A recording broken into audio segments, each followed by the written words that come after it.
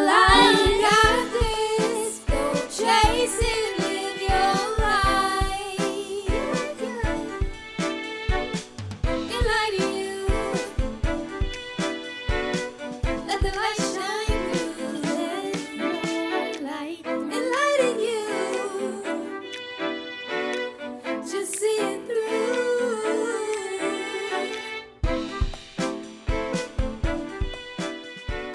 Hello, everyone, and welcome to Enlighten U, Eastern Michigan University's podcast for students. I'm Melissa Thrasher. And I'm Lolita Cummings. And we are here to enlighten you. We have a very important show for you today. As we settle into a new academic school year, we want to ensure all students know they are supported and welcome. We are all different in a variety of ways, and inclusion is essential to all of us here at EMU. As many of you may know, October is LGBTQ plus History Month, and October 11th is National Coming Out Day. So we thought it was the perfect time to feature the one and only Baddie on this show. Baddie was a lead vocalist for EMU's jazz ensemble, and she has competed successfully in numerous talent shows here in Michigan. She's also performed for the Detroit Tigers EMU Night, and we are especially excited to announce she recently released her latest single, 97 Boyfriends, and her debut album, Reclamation. All are available on major streaming platforms. But before we get started, we want everyone here at EMU to know we are committed to supporting the LGBTQ plus community, and we do this in many ways. EMU has been recognized as one of the nation's most inclusive campuses for LGBTQ plus students. EMU offers students a professionally run LGBTQ plus support center. EMU is known for hosting many student-led clubs and activities, including Welcome Back BB Queer, and the annual Lavender graduation. And for the first time, EMU sponsored the Pride event in Detroit, which I heard, Lolita, was a blast. In addition to Baddie, we also have here at the table Dr. Deb Crawford. See, it's always important for us to talk to you about challenges, but also find solutions. Dr. Deb Crawford is an assistant professor in the Department of Leadership and Counseling here at EMU. Before arriving on campus, they earned their Ph.D. from the University of Missouri, St. Louis, where they previously taught and served as a professional counselor. Dr. Crawford specializes in LGBTQ plus mental health and has researched and published extensively in the area. They've also worked in private practice for more than 8 years. Now, let's welcome today's guests, Baddie and Dr. Deb Crawford. Baddie and Dr. Crawford, thank you so much for joining Melissa and I here at Enlighten U. We are so grateful to have you with us. Thank you. Baddie, I wanna start with you because I feel like this is personal for me. When I knew you, the last time I saw you was in February or March of 2020. It was right before COVID. And you were in my classroom, and we would sit around these big tables, and you would sit right next to me, and you had this beautiful smile on your face, and you were quiet, just like you are right now. And I remember the students telling me what a gifted musician you were, and we're going to hear you, and I'm excited about that. But you looked very different than how you look now. And I'm wondering, were you in the process or even thinking about transitioning then? Tell us about what was behind that smile at that time. I feel like I was, but at the same time I wasn't. I felt like in that period of my life, there was just a lot of uncertainty. And of course that I knew that I was on the LGBTQ plus spectrum, but I still wasn't 100% sure how I wanted to label myself, which is totally okay when you're going through the process of coming out because it's a journey.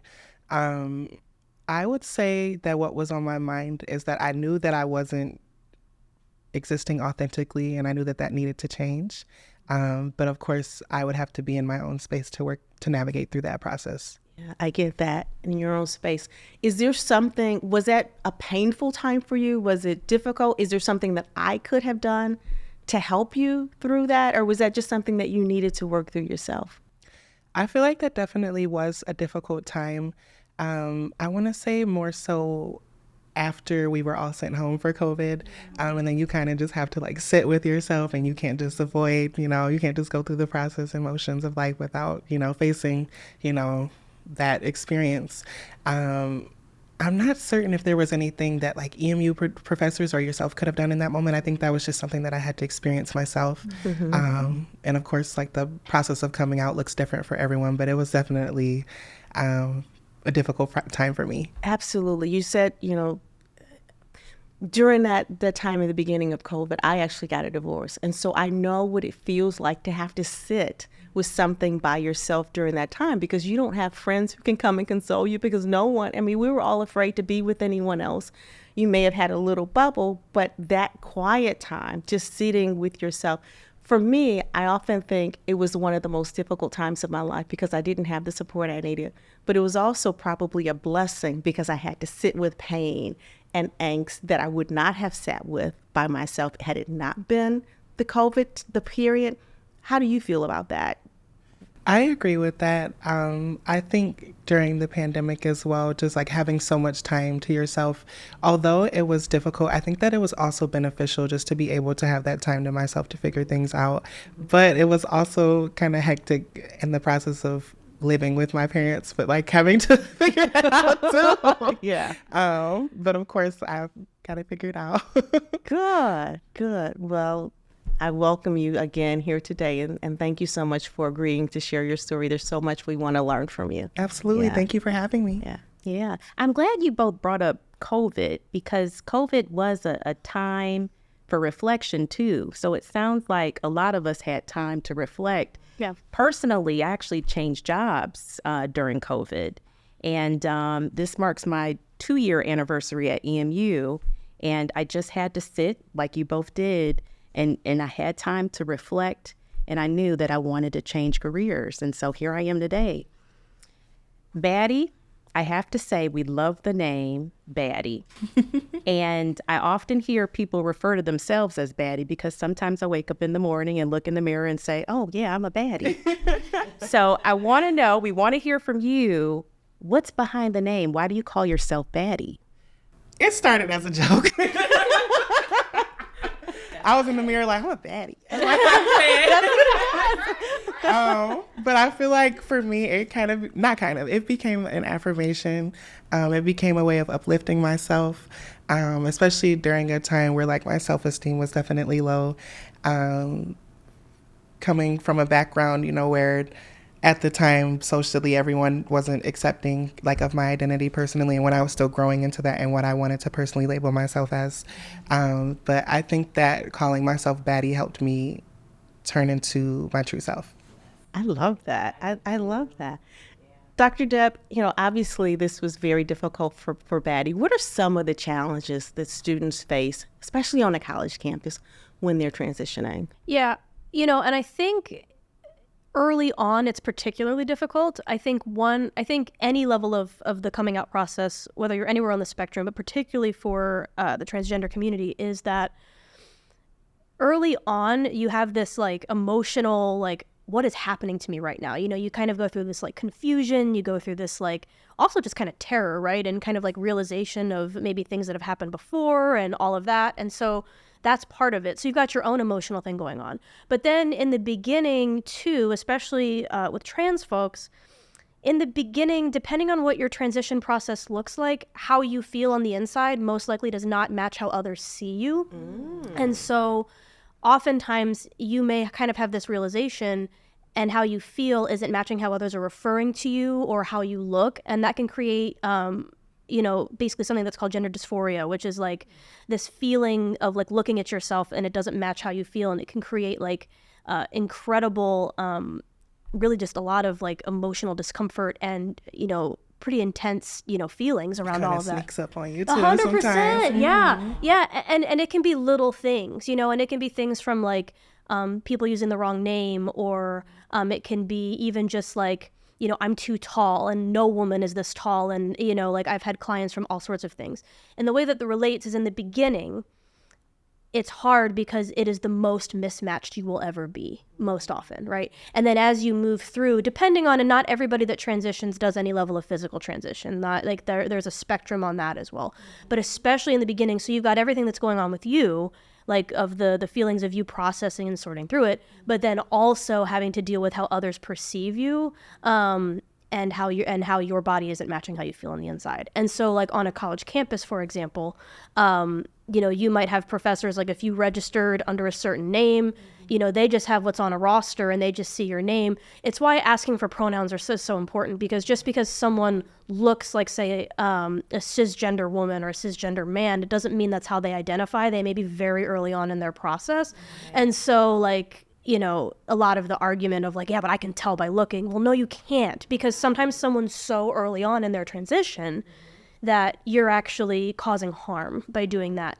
And so that's why it's so important to ask, and it's already like such a sensitive and difficult thing to start with. So there's a lot, but on a college campus, I would say like that's going to be one of the things where you're constantly meeting people that don't know you. When you have a circle and you come out to your circle, they know you, right? And they can do that. But like you're constantly going to classes where you're meeting new people. You're constantly going to, whatever, the financial aid office, your professors, right? So it's just like kind of constantly having to come out over and over and over again, if that makes sense. That makes perfect sense. Yeah. And when I receive my class rosters every semester, there are probably only a couple students that have the pronouns listed, but I can see how that's so important, because otherwise we wouldn't know. And most of them, all of us, I would assume, would want to be respectful, but we simply don't know. But I would imagine that that's very helpful. Yes. To Another you. thing I wanted to bring up, I'm not sure if it's different now, but I feel like it would also be important for just like within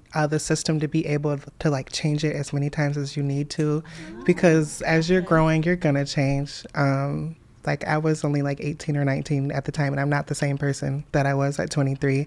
But I think you only had the option of changing it once within the system. So I think that would be important to be able to do it at any time. Thank you. That would seem like that would be something that we should be able to do internally, and it's obviously very important. Exactly. And so I understand that the process is different for everyone. And Baddie, you mentioned that you started thinking about the transition process at 18, and now you're 23. So was there any one experience or someone that helped you come to that conclusion? Not really, no. Okay. I kind of just always knew that like I was on the LGBTQ plus spectrum, and I would just need like my own private time to figure it out. So was there any, what gave, I'm assuming that was incredibly difficult for you, especially around certain people and maybe family or friends. What gave you the courage to do? Was it any one thing, or was it just you truly wanting to just be your authentic self and not denying that anymore? I feel like needing to be my authentic self. And of course, it can be very daunting mentally when you have to navigate life not being yourself. And I just felt like another thing, it even began to impact my music. Like I felt like I kind of hit a writer's block and wasn't really able to create, because I was songwriting when I was a student at Eastern, but I just felt like none of my songs really reflected who I was at the time. So I just realized that even with that, I had to be who I was supposed to be. I think related to that, what a lot of people don't realize is when you are a part of the LGBTQ community in general, but really any kind of minoritized community, there's kind of this societal expectation of what you should be, and kind of when you look like this is how you should behave, or when you have this particular thing, this is how you should be. And so when you realize that you're not like that mold, that's part of what makes it so difficult, because you're going against the grain of what society tells you should be. And some people really push hard against that. And so that's what's so scary, because you realize you are, it's part of the scary thing of when you're coming out, is you realize I'm not a target, but kind of, right? That I'm going to be different, and this has a pretty big meaning for me. Absolutely. Yeah. I think, Dr. Crawford, that's a perfect segue into the next question. How can EMU and other universities support students who are transgender? Well, I think EMU does a good job in the sense of having, they have resources, which is really wonderful. I think something for people to keep in mind too, with that gender identity is also a spectrum, right? Not everybody that doesn't identify, with their sex assigned at birth, necessarily means that they identify as trans. You know, there are all sorts of gender expansive identities and things like that as well.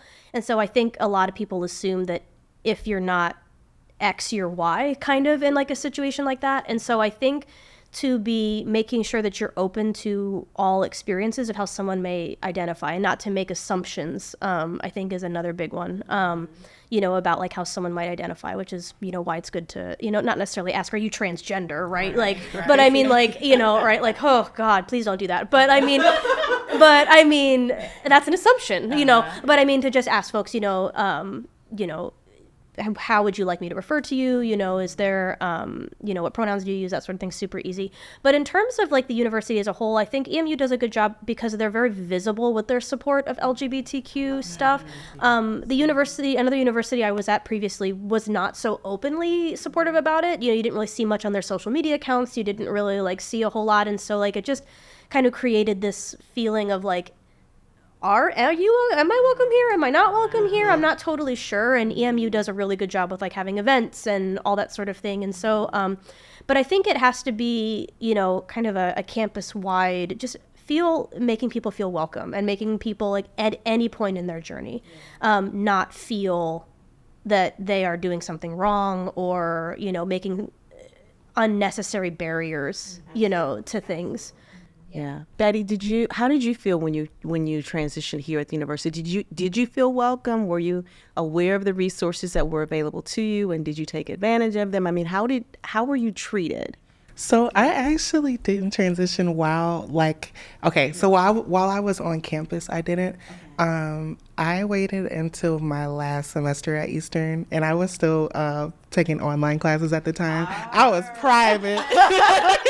I was like, I'm gonna just keep to myself for now. Okay. Yeah, so I was pretty private, if I'm being honest. Okay. All right. And have you interacted with friends who were here, you know, yes, since, and have they been kind and welcoming? Yes, absolutely. Okay. If not, they would have been cut. I love that, Baddie. Cut off.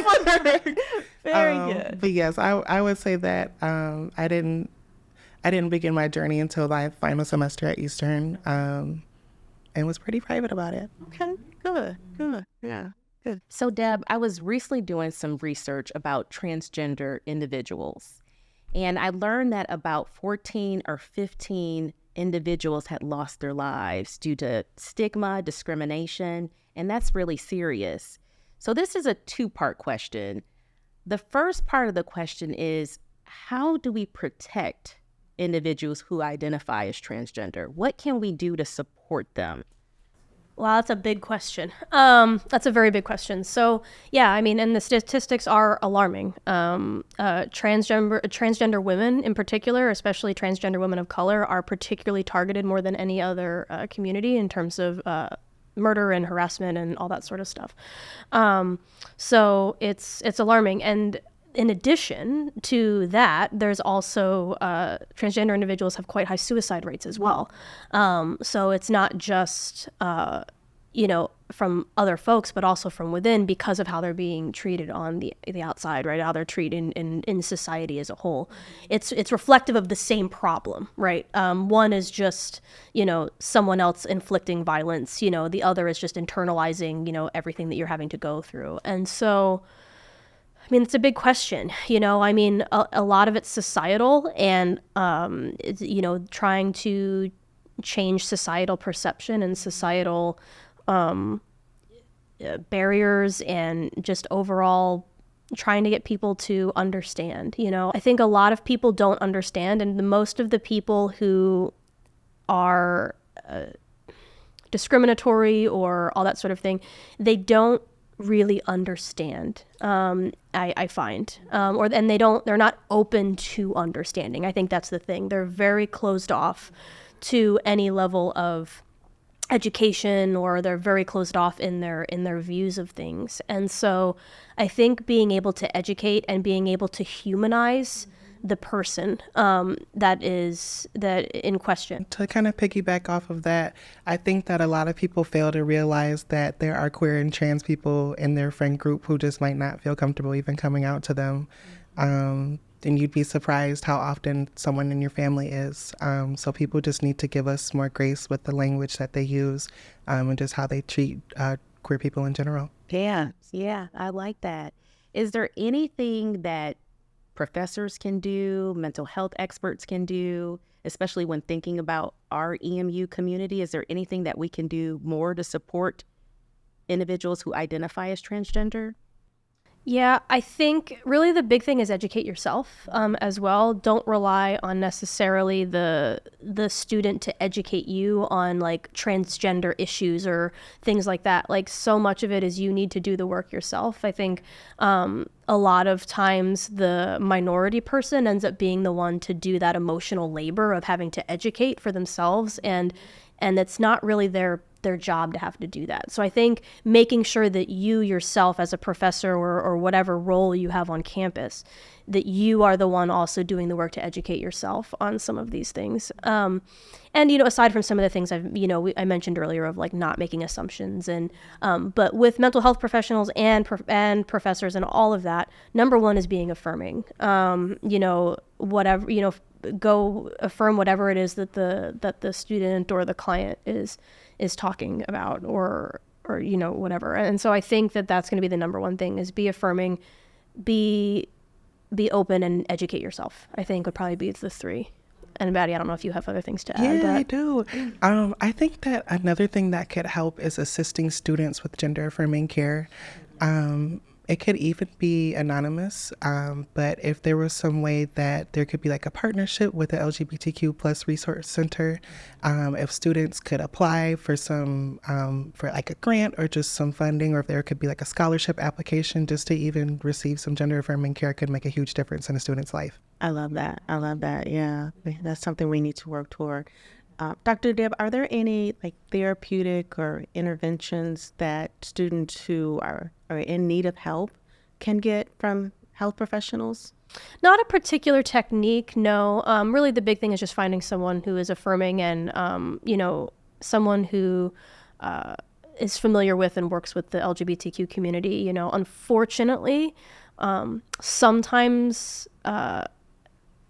sometimes folks can still experience that level of discrimination, even with mental health professionals or doctors or all that sort of thing, unfortunately. So I think just making sure they're finding somebody who is affirming. I mean, that's going to be that's the kind of gold standard in terms of mental health treatment, finding someone who does it's affirming therapy. And it's not necessarily a type of therapy. Because generally theoretical orientations are pretty generic and broad. It's more so that it's an affirming approach and not trying to change. Something that we've probably all heard of maybe is conversion therapy, and that's been used primarily for kind of the queer side of things, but it's there for transgender folks too, and unfortunately it's extremely harmful.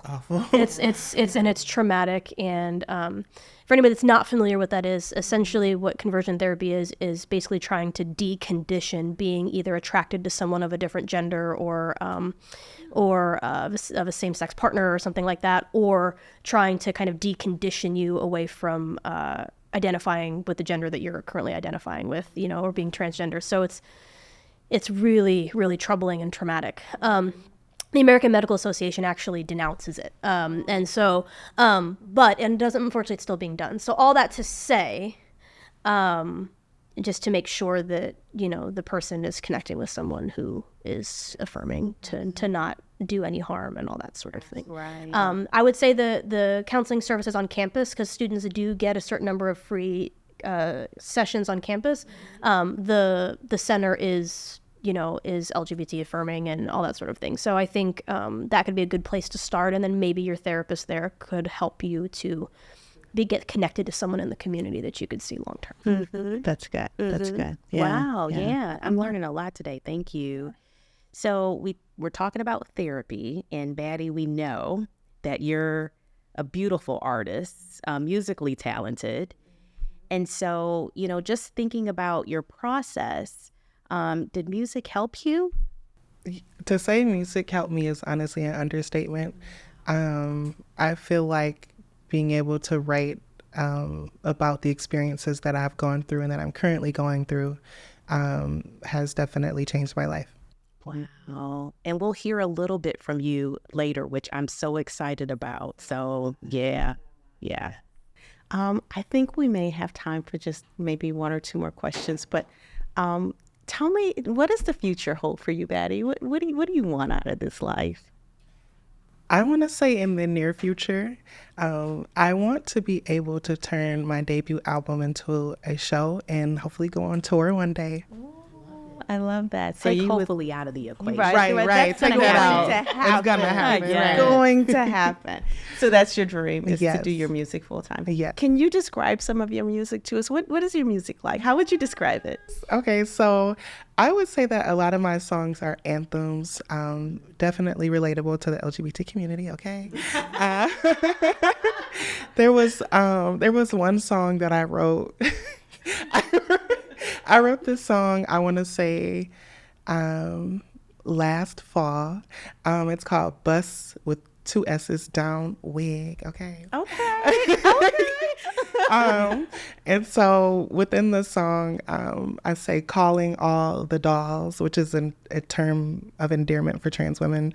But it's just a really fun song that uses both pop vocals, but also with a house beat. So it's very upbeat, and I had filmed my first music video this year for that. And then I have another song that just recently came out called 97 Boyfriends. Yes. And so Love the that name. song, thank you.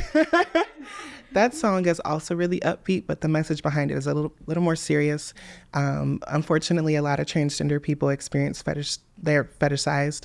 And so the song is basically telling people to stop fetishizing trans women, especially Black trans women. Okay. Interesting. And your album, Reclamation, Yes. your debut album, Yes. right? So both of these songs are on the debut album? Yes, they are. And I just released that album. And so that album has 16 tracks total. So some of the songs are actually a mixture of my experiences at Eastern as well as Detroit and Ypsilanti. But some of the songs I wrote when I was like 18 or 19, and then some of them I wrote when I was 23. So, And so the ones that you wrote previously, are you changing them? Has the feel for, because you're a different person? absolutely. How has the music changed? I feel like the music honestly, when I first wrote some of those songs, they were more like gloomy and like, I was going through some things, if I'm being honest. And then throughout the process, I was able to write some of those upbeat and happy songs, because initially the album was going to be called 13 Years, because that's how long I had to wait to come out. Yeah. Yes, and that's actually one of the names of the songs on the album too. All right. Wow. And then it turned into Reclamation, because I'm reclaiming it now. Love Excuse that. me. I love that. I like that a Yeah. lot too. Well, we're going to listen to some of Baddie's music now. Enjoy it with us. I ain't ever had a boyfriend, but at this point I'm worried. Baby, they is obsessed with us trans and queer folks. We gonna keep doing our thing, and we will not be put to shame, okay? Just keep doing you and keep shining, and never outlaw us. LGBT. After 13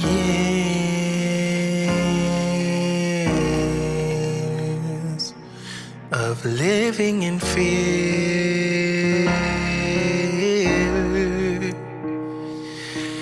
I finally claimed the best part of myself. After 13 years.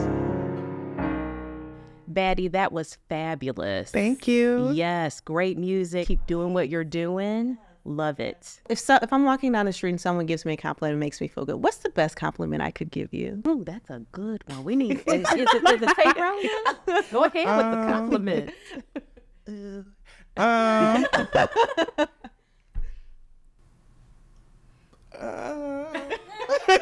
I was okay. I would say, this lash. I would say either makeup, cause like I be doing mine in the car, or like hair, cause I be real quick.